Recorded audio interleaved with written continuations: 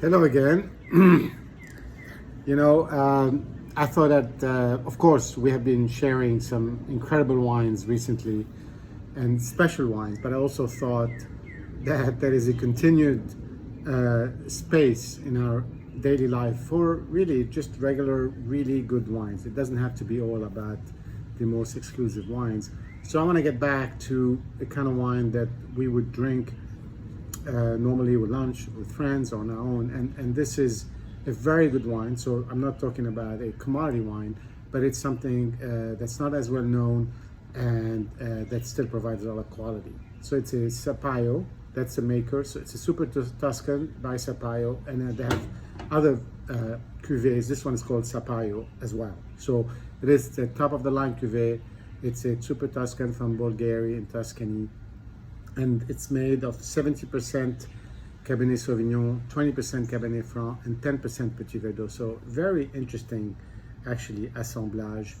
The property is reasonably new. It's not one of these historic properties. So we're talking 1999, and they started planting then, and the first vintage was 2004.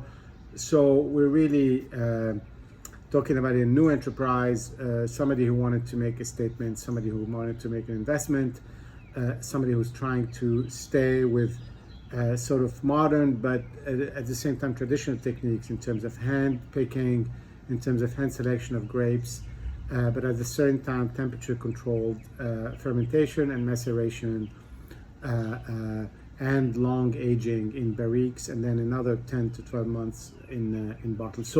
So the mix of the new and traditional, these vines, I would say 2015, they would still be considered to be reasonably young.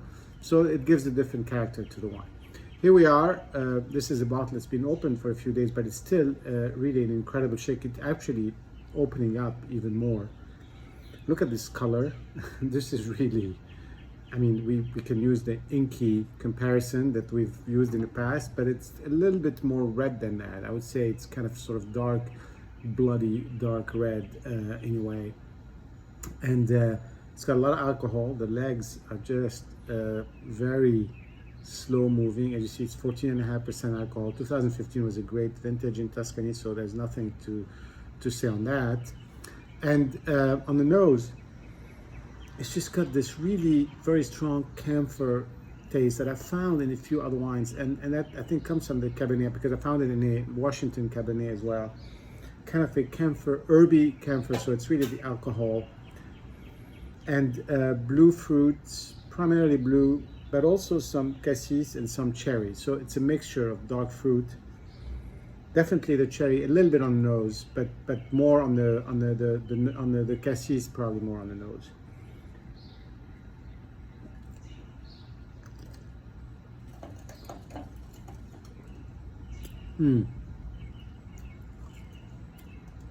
On the palate, it's a lot of cherry, and that's kind of funny because you get that from the Sangiovese in Tuscany, but this is really primarily Cabernet. So it kind of speaks to the terroir's influence on the taste as well as the varietal itself. So, because this is a Cabernet from Tuscany. So cherry, lots of, still a pretty good amount of tannin, which is great. I mean, it's fine. It will resolve itself. It will change over maybe the next 10 years. But it's a different taste now. And the tannins are very fine. So it's not really mouth puckering. It's there. It's got a great amount of acidity, which is also very interesting. And so that helps with the finish. The finish is very nice, very smooth, but also persistent.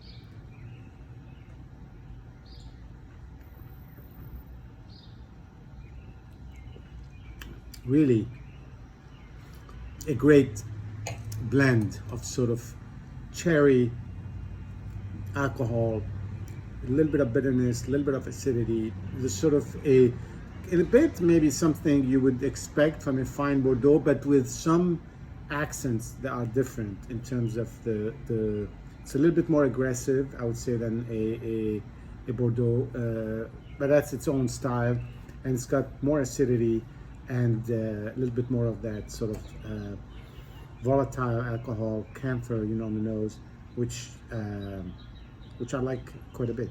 Anyway, you know, this is another wine we can all enjoy. Cheers, and see you soon.